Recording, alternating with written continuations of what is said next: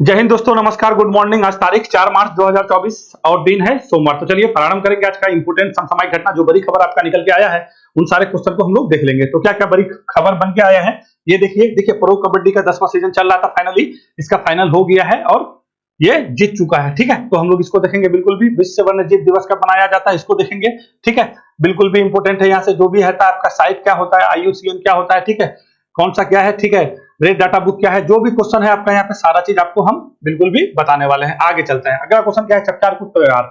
ठीक है, ये किस राज्य में मनाया जाता है। ठीक है, फसल उत्सव है, बहुत इंपोर्टेंट से मना मतलब बहुत धूमधाम से मनाया जाता है। यहाँ पे देखेंगे भारतीय क्या भैया फार्माकोपिया। ठीक है, ये मान्यता देने वाला विश्व का पहला स्पेनिश भाषी देश कौन सा बन गया है। बिल्कुल भी देखेंगे भारतीय दवाई को क्या है भाई मंजूरी दिया है। किस राज्य सरकार ने सरकारी नौकरी के लिए 2 बच्चे का नियम को जो है सुप्रीम कोर्ट ने मंजूरी दे दिया है। ठीक है, कि अब जिसको 2 बच्चे से अधिक बच्चा होगा उस राज्य में जो है उसको सरकारी नौकरी नहीं दिया जाएगा, आप समझ जाइए। उसके बाद क्या है ना, स्वदेशी रक्षा नवाचार को बढ़ावा देने के लिए डेफ कनेक्ट 2024 कहां पे आपका आयोजित किया गया है। बिल्कुल भी इंपोर्टेंट है। आगे चलते हैं। प्रो कबड्डी का 10वां सीजन आपको बता ही चुके हैं, फिर इसको देखेंगे। पूर्वोत्तर भारत में फिल्म महोत्सव 2024 किस राज्य में शुरू किया गया है। ठीक है, पूर्वोत्तर भारत का अपना फिल्म फेस्टिवल होता है और ये आपका इस बार शुरू हो चुका है, 7 मार्च तक चलेगा, 3 मार्च से शुरू हुआ है। उसके बाद क्या है ना, शहबाज शरीफ पाकिस्तान के कौन से क्रम के प्रधानमंत्री बने हैं, बहुत विवादास्पद बयान दे चुके हैं। जैसे ही कल ही लोग का मतलब फाइनली सेलेक्ट हुआ, प्रधानमंत्री बन चुके हैं और जैसे ही प्रधानमंत्री बने और अपना एक बयान जारी किया, उस बयान में जम्मू कश्मीर के बारे में बोला जो सही बात नहीं था। ठीक है, विवाद में आ गया। और दूसरी बात है चीन को अपना दोस्त बताया है। तो हम लोग को यहाँ से संबंधित चीजों को देख लेना है। ठीक है, हज सुविधा मोबाइल ऐप की शुरुआत किसने की है। ठीक है, तो इसको भी देखेंगे। हम लोग के जो है अल्पसंख्यक मंत्री हैं, इसी के द्वारा ये चीज आपका किया गया है। ठीक है ना, राष्ट्रीय साक्षर सुरक्षा दिवस कब मनाया जाता है इसको भी हम लोग देखेंगे। तो चलिए प्रारंभ करते हैं। विश्व वन्य जीव दिवस कब मनाया जाता है। तो विश्व वन्य जीव, जो भी वन में जो जीव रहेंगे उसी के लिए ये दिवस मनाते हैं। क्वेश्चन से ही पता चलता है। तो ये मनाते हैं 3 मार्च को। क्यों मनाते हैं भाई, तो 3 मार्च को क्यों मनाते हैं, आपको इसका रीजन बताते हैं। ठीक है, देखिए सबसे पहले ये जानिए कि ये मनाते कब से। तो ये मनाते हैं हम लोग 2013 में। इसका क्या किया गया था भैया, एक आपका जो है बैठक हो रहा था, उस बैठक में घोषणा किया गया और क्या कहा गया कि हम लोग जो है ये दिवस मनाएंगे। कौन सा दिवस, क्या कहिएगा, विश्व वन्य जीव दिवस। क्या तारीख को मनाएंगे भाई, 3 मार्च को मनाएंगे। सारा चीज आपका क्लियर करते हैं, 3 मार्च को मनाएंगे। और मनाना शुरू कब से हुआ है, तो क्या कहिएगा 2014 से आपका ये शुरुआत किया गया। तो क्या कहिएगा 2014 से वन्य जीव की शुरुआत मनाने का शुरुआत किया गया। और घोषणा कब किया गया था, ये आपका ये डेट कौन सा है, घोषणा का डेट है। ठीक है, तो ये दोनों डेट याद रखिएगा। घोषणा 2013 में किया गया था और 2014 से हम लोग विश्व वन्य जीव दिवस मनाते हैं। अब चलिए आपको बताते हैं ये क्यों मनाते हैं। तो सबसे पहले ये जान लीजिए कि जो भी प्रकृति में जो भी चीज, प्रकृति का जो भी चीज है, इसको संरक्षण के लिए एक आपका संगठन बनाया गया था। ठीक है, जो भी आपका जो एक तरह से क्या कहिएगा जो सतत विकास के लिए जो आपका प्राकृतिक संसाधन है भाई, उसका दोहन को रोकना है ना। अगर सब किसी को हत्या कर देगा, सबको मार देगा तो सब गड़बड़ हो जाएगा। इसको रोकने के लिए कोई तो चाहिए। तो ये चीज आपका निकल करके आपका क्या आया, IUCN आया। कब आया भैया, ये आपका IUCN आया। IUCN को बिल्कुल भी जानिएगा, बहुत बार यहाँ से क्वेश्चन पूछ लिया जाता है।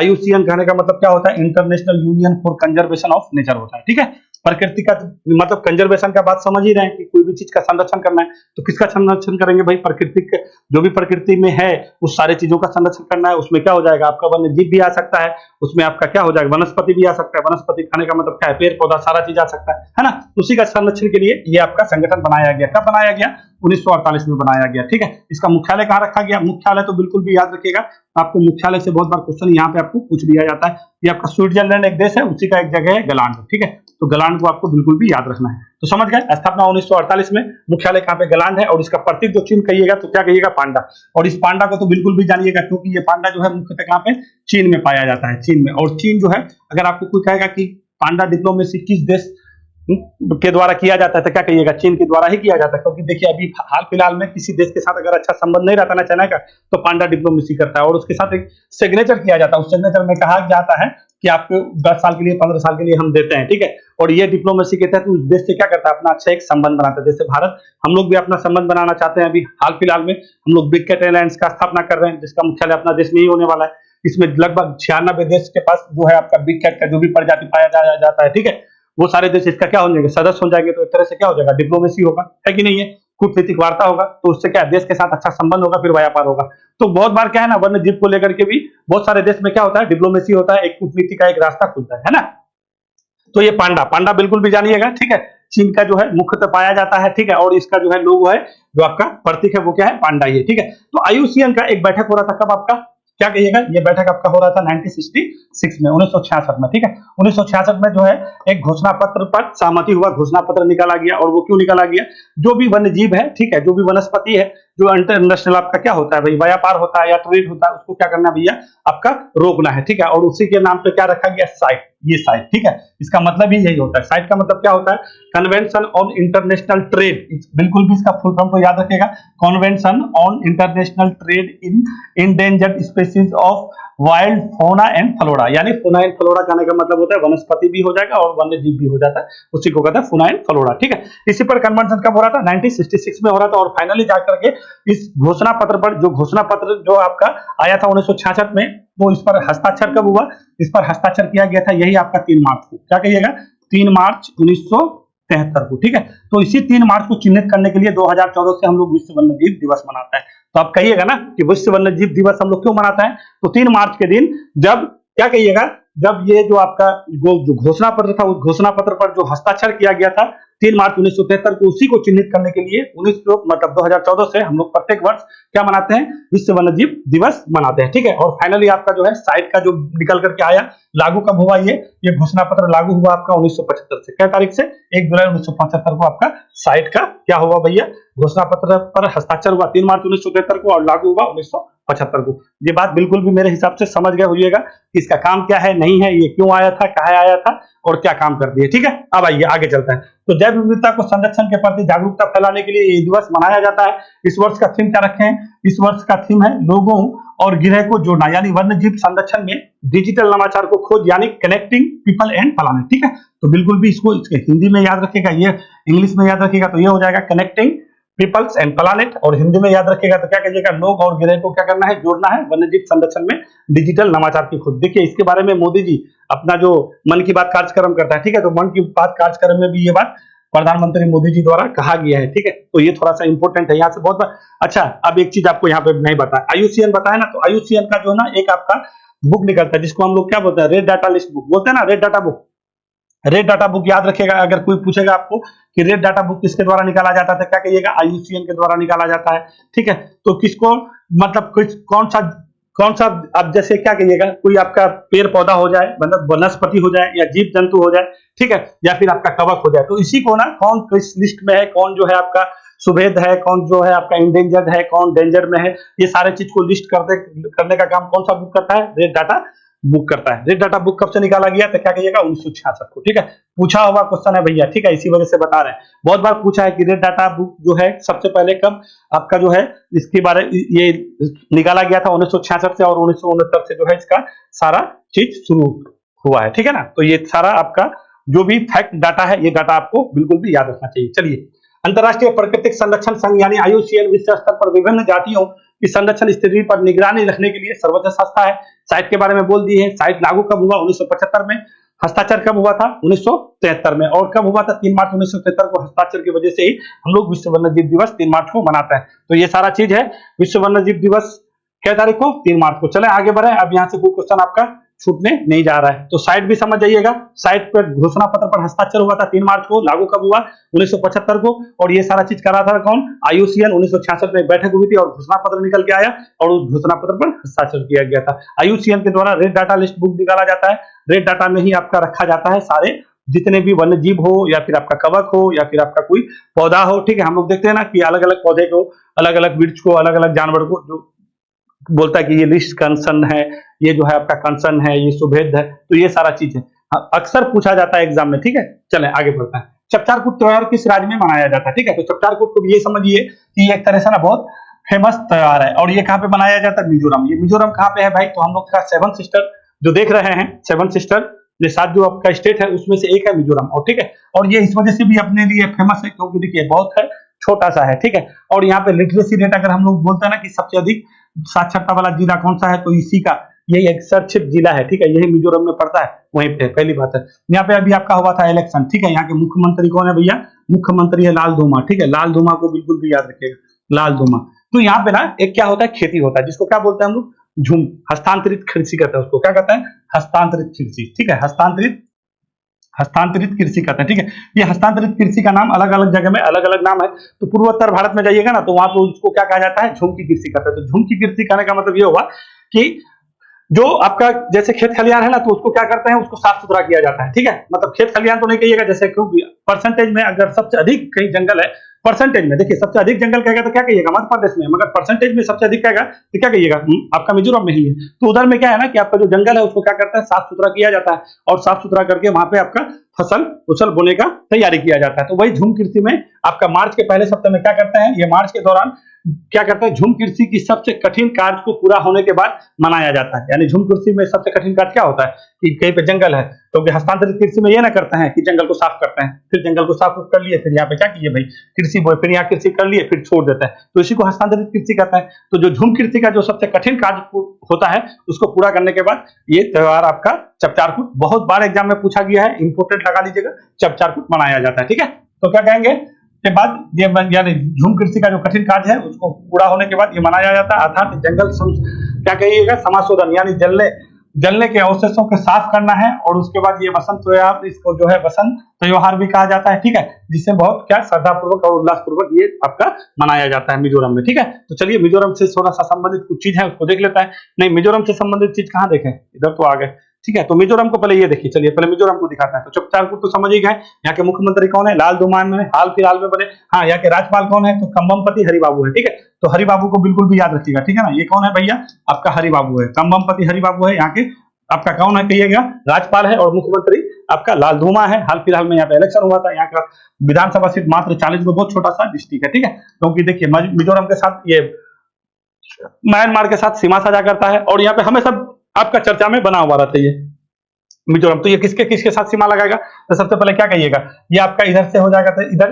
ये वाला जो स्टेट देख रहे हैं ये आपका मणिपुर है, ठीक है। ये वाला देखिएगा त्रिपुरा है, और ये वाला है असम है। तो 3 स्टेट के साथ ये सीमा साझा करता है, किसके किसके साथ क्या कहिएगा, मणिपुर के साथ, त्रिपुरा के साथ और असम के साथ। ये स्टेट बना कब भाई, तो ये स्टेट अभी हाल फिलहाल में आपको बताया था 20 फरवरी को। कब बना भाई, 20 फरवरी 1987 को बना। और कैवा स्टेट बना था, ये आपका 23वां स्टेट बना था, ठीक है, 23वां। हाल फिलहाल में मिजोरम दिवस भी हम लोग मनाए हैं, ठीक है। मिजोरम दिवस और अरुणाचल प्रदेश दिवस सेम टू सेम मनाते हैं। कै तारीख को मनाते हैं, 20 फरवरी को, क्योंकि 20 फरवरी 1987 को, ठीक है, ये कैवा संविधान संशोधन कहिएगा, 53वां संविधान संशोधन से मिजोरम बना था।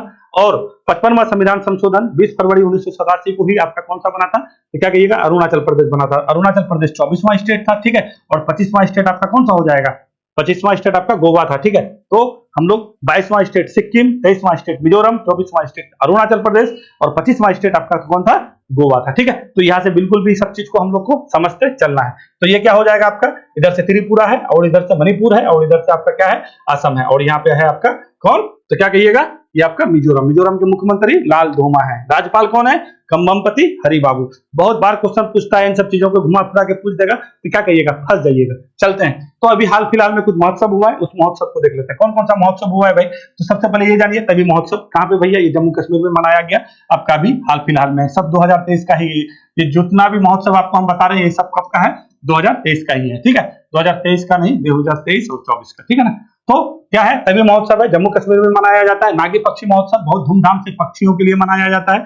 ये क्या कहिएगा, जम्मू एंड कश्मीर, ठीक है। ये जम्मू एंड कश्मीर कर लीजिए, ये आपका बिहार कर लीजिए। ये कौन सा है भाई, बिहार में मनाया गया, ठीक है। बिल्कुल भी धूमधाम से नागी पक्षी महोत्सव आपका हम बताए थे इससे पहले वाले वीडियो में। आपको अगर अच्छा से इसके बारे में जानिएगा तो जाके देख सकते हैं। उसके बाद 50 में खजुराहो महोत्सव इस बार मनाया गया, और यहाँ पे आपका कथक कुंभ भी हुआ था, ठीक है, क्योंकि 50 में है, ठीक है। तो 50 में है तो इसको थोड़ा सा देखना जरूरी है। ये कहाँ पे मनाते हैं, मध्य प्रदेश में मनाते हैं, ठीक है, वहां पर क्षेत्र में मध्य प्रदेश में मनाते हैं। उसके बाद क्या, मेदाराम जात्रा महोत्सव अभी आपका फिलहाल में क्या, तेलंगाना में मनाया गया, ठीक है। ये जनजातीय पूरे विश्व का, मतलब एशिया का सबसे बड़ा जनजातीय महोत्सव है आपका मेदाराम। उसके बाद गीता महोत्सव आपका देखिए, एक होता है इंटरनेशनल गीता महोत्सव, एक होता है गीता महोत्सव। तो 1 से 4 मार्च तक आपका कहाँ पे मन रहा है भाई, श्रीलंका में, इंटरनेशनल वाला, ठीक है, इंटरनेशनल, ठीक है। और गीता महोत्सव सिर्फ ऐसे पूछेगा तो हरियाणा के कुरुक्षेत्र में मनाया जाता है।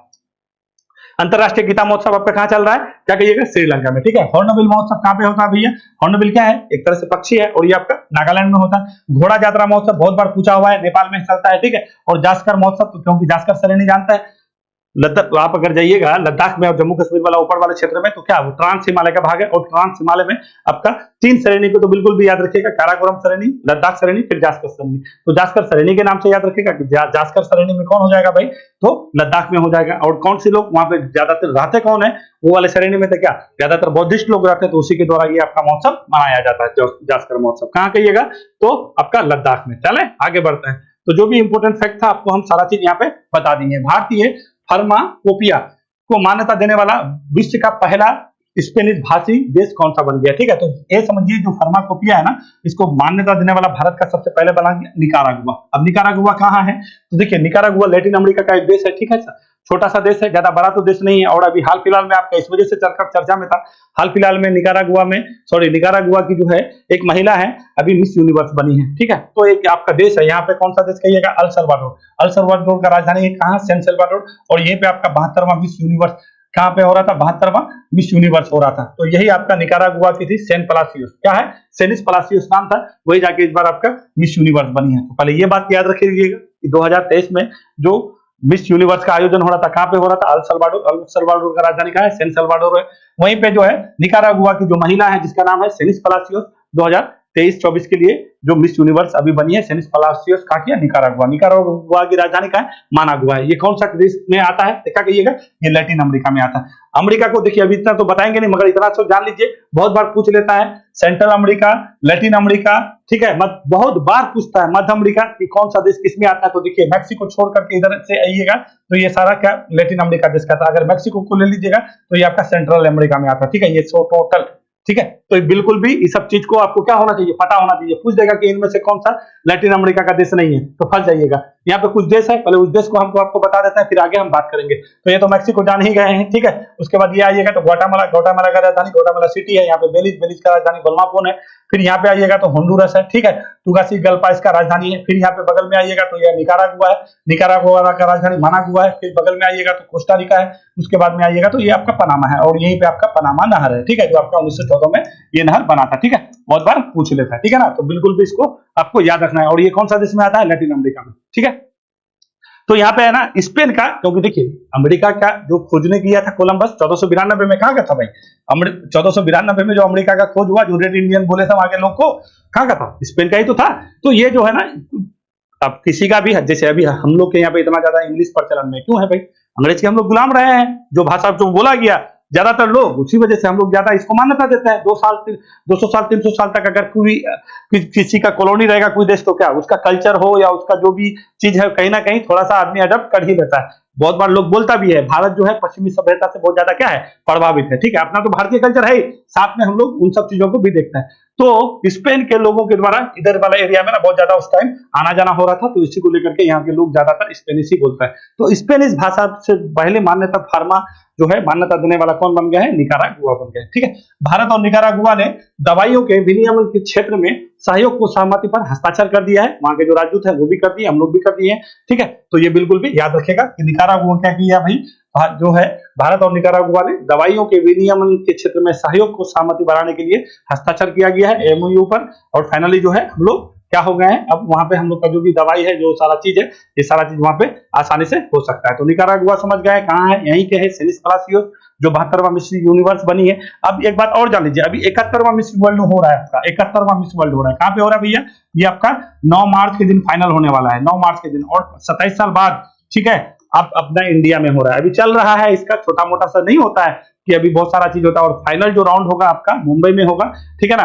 तो वहीं पे आपका जियो कन्वेंशन सेंटर है, वहीं पे होने वाला है, 9 मार्च के दिन फाइनल होगा, ठीक है। और इस बार जो है हम लोग इधर से कौन इसका प्रतिनिधित्व कर रही है, तो सीना शेट्टी है वो, वही कर रही है। फाइनली आपको 9 मार्च, अब ज्यादा दिन है नहीं, अभी बताएंगे। तो अगर आपको कोई पूछ ले कि इस बार 71वां मिस वर्ल्ड का आयोजन कहाँ हो रहा है, तो अपने इंडिया में हो रहा है, मुंबई में फाइनल होगा। जिस दिन फाइनल होगा उस दिन बता देंगे। और मिस वर्ल्ड यूनिवर्स तो आपको बता ही चुके हैं कौन है भैया, तो क्या कहिएगा, सीना पेलासियोस है, ठीक है। ये कहाँ की है, तो निकारागुआ की है। चले आगे बढ़ते हैं, बहुत ज्यादा लंबा हो जा रहा है, चलते हैं। किस राज्य सरकार को सरकारी नौकरी के लिए 2 बच्चा के नियमों को सुप्रीम कोर्ट ने क्या कर दिया है भाई, मंजूरी दे दिया है, ठीक है। तो ये पहले समझ जाइए, ये राजस्थान है, ठीक है। और राजस्थान में अभी आपका भजनलाल शर्मा यहाँ के मुख्यमंत्री बने हैं, तो इसको तो बिल्कुल भी समझते चलिएगा, क्योंकि करंट इशू है, तो बिल्कुल भी इंपॉर्टेंट है। देखिए देश क्या है, 2 से अधिक बच्चे हैं तो नौकरी मिलेगी, सरकारी नहीं, ठीक है, यानी नहीं मिलेगी सरकारी नौकरी। तो कहने का मतलब ये हुआ कि जिसको राजस्थान सरकार ना ये बिल लेके आया था पहले 2001 में, ठीक है। देखिए ये क्या किया था, राजस्थान के विभिन्न सेवाओं यानी संशोधन अधिनियम 2001 के तहत प्रावधान ये है कि 1 जून 2002 को या उसके बाद अगर किसी उम्मीदवार के 2 से या ज्यादा अधिक बच्चे हैं तो वो सरकारी नौकरी के लिए पात्र नहीं होगा। कब की बात है ये? 1 जून 2002 के बाद अगर किसी को 2 से अधिक बच्चा अगर होगा तो वो सरकारी नौकरी के पात्र नहीं होगा। तो इसमें इस सरकार की नीति ये थी कि भैया हमको क्या करना है, परिवार नियोजन कराना है। डेमोग्राफी देखते हैं, ज्यादा जनसंख्या बढ़ जाता है तो बहुत सारा सरकार के ऊपर बोझ बढ़ जाता है, जिसके कारण क्या है ना, देश की जो आर्थिक गति है वो क्या हो जाता है, पीछे हो जाता है, ठीक है। तो इसी को लेकर के आपका एक आदमी चला गया सुप्रीम कोर्ट और राजस्थान हाईकोर्ट गया, फिर वहां पे याचिका डाला। फिर तब तक ये क्या था, आपका रुका हुआ था, बात आगे नहीं बढ़ रहा था। फिर कुछ लोग चले गए सुप्रीम कोर्ट और सुप्रीम कोर्ट के द्वारा अभी फाइनली आपका ये आपका फैसला आ गया है कि जो राजस्थान सरकार जो अपना अधिनियम लेके आया था, जो अपना नियम बनाया था कि 2 से ज्यादा अगर जिसको बच्चा होगा उसको सरकारी नौकरी नहीं दिया जाएगा, तो इसको सही ठहराया है। क्यों सही ठहराया है? उसका कहने का मतलब है ये कि ये भेदभावपूर्ण जो आपका नियम है ये भेदभावपूर्ण नहीं है, ये परिवार नियोजन के दिशा में, जनसंख्या को रोकने की दिशा में एक तरह से सरकार की एक अच्छी पहल है, ठीक है। इसी वजह से ये जो कानून है, इस कानून को रोका नहीं जा सकता है, सरकार के नियम को क्या करें, लागू करें। तो ऐसा करने वाला अपने भारत का यानी 28 स्टेट और 8 यूनियन टेरिटरी, ठीक है, यानी यूटी में पहला ऐसा स्टेट बन गया है आपका राजस्थान,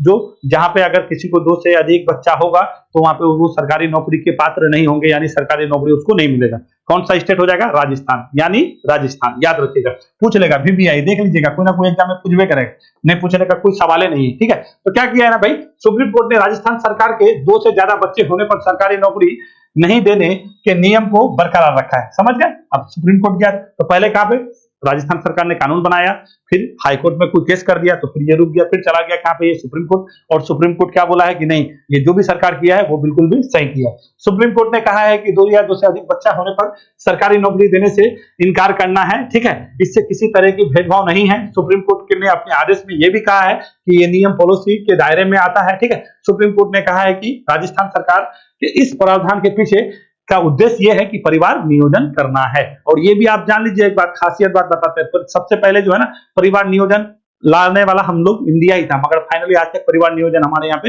हुआ नहीं, ठीक है। इंदिरा गांधी के समय में कुछ और चला, ठीक है ना, कि क्या कीजिए भाई, लोग को जो है देखिए क्या क्या है आपका घटनाक्रम, अभी तक फाइनली परिवार नियोजन में कुछ हो नहीं रहा है। तो अब क्या हो रहा है कि अब नौकरी ये नहीं मिलेगा, तो अपने आप क्या करेंगे हम लोग कि भाई परिवार नियोजन करना है, ठीक है। परिवार नियोजन तो समझते हैं आप लोग। आइए, स्वदेशी रक्षा नवाचार को बढ़ावा देने के लिए डेफ कनेक्ट 2024 का आयोजित किया। डेफ कनेक्ट करने का मतलब है डिफेंस वाला बात है, और इस बार आपका नई दिल्ली में किया जा रहा है, बहुत धूमधाम से किया जा रहा है, ठीक है। तो डेफ कनेक्ट 2024 का आयोजन कहां हो जाएगा आपका? नई दिल्ली में होगा।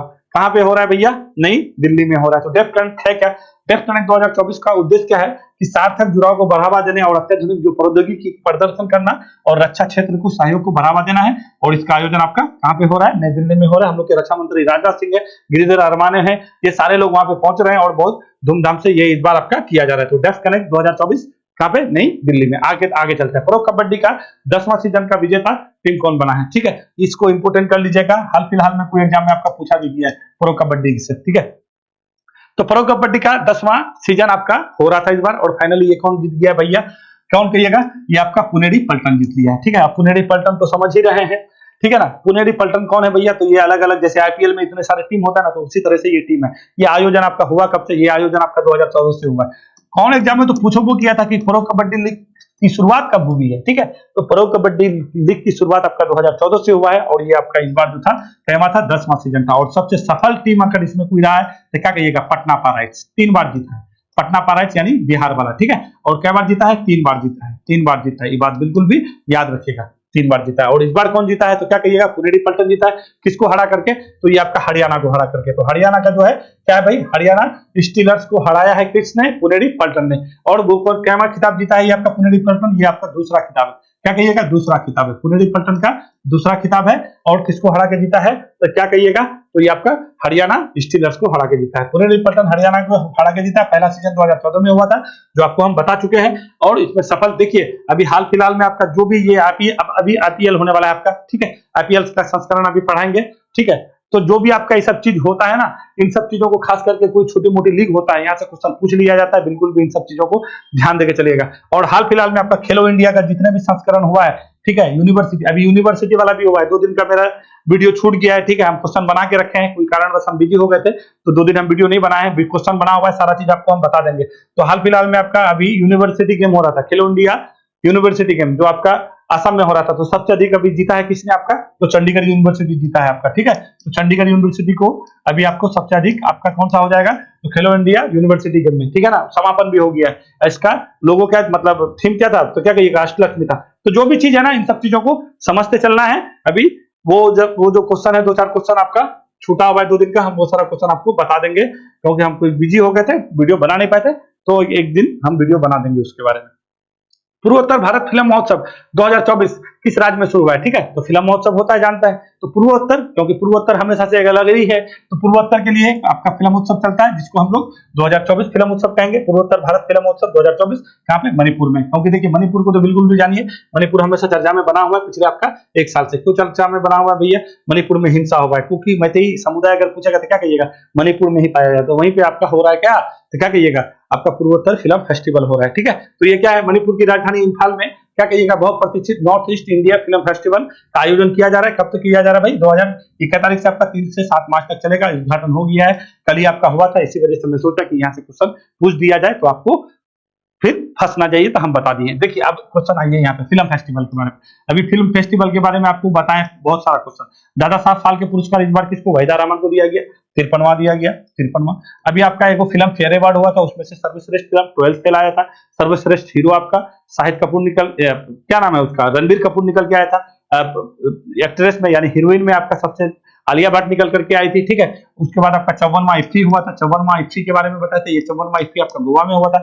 इसमें सर्वश्रेष्ठ फिल्म कौन था भाई, एंडलेस बॉर्डर था, जो अफगानी मूवी था, ठीक है। किसके द्वारा बनाया गया, अब्बास अमीनी के द्वारा बनाया गया था, ठीक है। हाल फिलहाल में आपका कौन सा आपका अवार्ड हुआ है, हाँ बहुत सारा अवार्ड हुआ है, मगर जो इंडिया के रिस्पेक्ट में हुआ है उसको थोड़ा सा समझते चलिएगा। ग्रैमी अवार्ड याद रखिएगा, शंकर महादेवन को, ठीक है, और जाकिर हुसैन को, ठीक है ना, तबला वादक करता है। अभी हाल फिलहाल में आपका मिला है, तो इन सब चीजों को जब भी पढ़िए तो एक बार रिविजन कर लीजिए, जो आपको इंपॉर्टेंट काम देगा। शहबाज शरीफ पाकिस्तान के कौन से क्रम के प्रधानमंत्री बने हैं, ठीक है। तो देखिए यहाँ पे आपका 8 फरवरी को इलेक्शन हो रहा था, कब कहिएगा, 8 फरवरी को, और ये इलेक्शन खूब आपका चला, ठीक है। 3 पार्टी यहाँ पे आपका जोर पूरा जम खम लगाया, कौन कहिएगा, पीटीआई यानी पाकिस्तान तहरीक इंसाफ पार्टी, जो इमरान खान की पार्टी। एक आपका कौन सा हो जाएगा, तो क्या कहिएगा, पाकिस्तान मुस्लिम पीएमएलएन, ठीक है, क्या कहिएगा, पाकिस्तान मुस्लिम लीग नवाज। ये किसकी पार्टी है, ये शहबाज शरीफ यानी नवाज शरीफ का भाई का पार्टी है। और एक का आपका क्या, पीपीपी, ठीक है, ये पीपीपी पाकिस्तान पीपुल्स पार्टी, ये किसका है, तो क्या कहिएगा, आसिफ अली जरदारी का पार्टी है, ठीक है, यानी बिलावल भुट्टो भी इसको कह सकते हैं। ये 3 पार्टी में खूब चला, और फाइनली सबसे अधिक सीट लेके आया आपका पीटीआई। कौन लेके आया, पीटीआई, मगर इसका कुछ हुआ नहीं। क्यों नहीं हुआ भैया, इसके पार्टी को पूरा भंग कर दिया गया, इसका चुनाव चिन्ह ले लिया गया, ये कुछ कर नहीं पाया, मगर निर्दलीय से सारे उम्मीदवार लड़े और जीत भी गए, मगर बहुमत के आंकड़ा से दूर रह गया। बहुमत के लिए पाकिस्तान में चाहिए कितना, देखिए पाकिस्तान में जो है ना, टोटल अगर देखिएगा तो क्या कहिएगा, 336 सीट है यहाँ पे, ठीक है, जिसमें से 266 सीट लाना चाहिए आपको, मतलब 266 सीट पर क्या होता है, निर्वाचन होता है। इसमें क्या है, निर्वाचन होता है फाइनली, और 266 पर भी नहीं होता। इसमें होता क्या है ना, कि इसमें जो इसमें से 70 सीट क्या है आपका, जो है आपका अल्पसंख्यक के लिए और महिला के लिए रखा गया है, ठीक है। तो फाइनली कमी सीट पर आपका यहाँ पे इलेक्शन होता है, 336 में से 266 पर इलेक्शन होता है, और 70 सीट क्या है आपका रिजर्व है। तो इन सब सीटों में आपका सबसे अधिक लेके आया कौन, पीटीआई, और दूसरे नंबर में था कौन आपका, पीएमएलएन, और तीसरे नंबर में कौन था आपका, पीपीपी यानी पीपुल्स पाकिस्तान पीपुल्स पार्टी। तो ये दोनों पार्टी क्या कर दिया, अलायंस कर दिया। अलायंस करने के बाद पाकिस्तान में आपका जो है नया राष्ट्रपति और नया प्रधानमंत्री का कल आपका संपूर्ण तरीके से हो गया। शहबाज शरीफ पाकिस्तान के नए प्रधानमंत्री बन गए, और नए राष्ट्रपति कहिएगा तो क्या कहिएगा, आसिफ अली जरदारी, वो पीपीपी पार्टी के हैं, ठीक है, यानी बिलावल भुट्टो के फादर हैं वो, ठीक है ना। तो वो क्या बनेंगे, आसिफ अली जरदारी राष्ट्रपति, और प्रधानमंत्री कौन होंगे, शहबाज शरीफ। तो ये कैमे क्रम के बने, ये 24वें क्रम के बने, ठीक है। तो ये 24वें क्रम याद रखिएगा। और क्यों बता रहे हैं इतना हम शिद्दत से मेरा बताने का मतलब ये है, जैसे ही ये बने ना प्रधानमंत्री कर ले, ठीक है, नवाज शरीफ तो पहले बोला कि हम नहीं बनेंगे, आप ही बनिए। जैसे ही बनने के बाद जो है जम्मू कश्मीर के बारे में टिकट बननी शुरू कर दिया, ठीक है ना। अपना तो होश नहीं है, खाने पीने में लाला पड़ा है, ठीक है। और हम जम्मू कश्मीर के बारे में क्या कर दिया, दीघा टप्पनी कर दिया कि हम जम्मू कश्मीर के साथ जो भी है विवाद वाला विवाद दे दिया। और क्या बोला, चीन हमारा क्या है, दोस्त है, भाई है, ठीक है, बहुत ज्यादा चीन का तारीफ किया है। तो इसको लेकर के भारत सरकार भी थोड़ा सा अपना क्या है एक्शन में आ गया है, और पाकिस्तान तो जान ही रहे हैं। और अभी ये क्या किया है भैया, ये G20 का सदस्य बनने वाला है, ये भी बात बोला, क्या बोला कि हम लोग G20 का सदस्य बनेंगे। दूसरी बात है, उसके बाद क्या बोला, ब्रिक्स का तो आवेदन कर ही चुका है, ठीक है, ब्रिक्स जानता है ना, जो अपना ब्रिक्स है, ठीक है, ब्रिक्स में आवेदन कर दिया है। और G20 का क्या बोला है कि जैसे इधर बढ़ते हैं हम लोग G20 का सदस्य बनेंगे, ब्रिक्स में हम लोग आवेदन कर चुके हैं, और जम्मू कश्मीर से जो भी चीजें हैं वहां से हम लोग सॉर्ट आउट करेंगे, और चाइना अपना बहुत बढ़िया दोस्त है। और एक खबर आपको हम बता देते हैं, बहुत इंपॉर्टेंट खबर है। ये खबर क्या है, हमारा जो ये देश है, ठीक है, ये भारत अगर देख रहे हैं ना, ये वाला जो एरिया है ना, ये वाला एरिया में आपका एक चाइना, वो जो माल्टा का जहाज था, ठीक है, और जा रहा था कब, माल्टा का जहाज था, ये आपका चाइना का माल लेकर के जा रहा था पाकिस्तान, और उसको जो है अपना इंडिया के द्वारा उसको रोक लिया गया, उसमें कुछ सामान पाया गया, बहुत ज्यादा विवाद वाला था, ठीक है।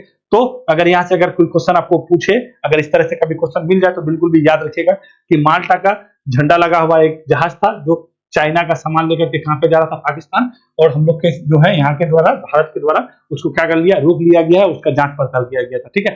तो वो जहाज अगर पूछते क्या नाम था, ठीक है, नाम बड़ा बढ़िया था, बट माल्टा देश का था, ठीक है, थोड़ा सा इंपोर्टेंट है। समझ गए हैं पाकिस्तान के नए प्रधानमंत्री कौन बन गए भैया, तो 24वें प्रधानमंत्री बने, शहबाज शरीफ बने। कौन है ये शहबाज शरीफ, तो क्या कहिएगा, नवाज शरीफ का भाई है, और PMLN पार्टी, पाकिस्तान मुस्लिम लीग नवाज पार्टी के क्या है, सुप्रीम है, ठीक है। आगे बढ़े, यही है आपका शहबाज शरीफ है, ठीक है ना।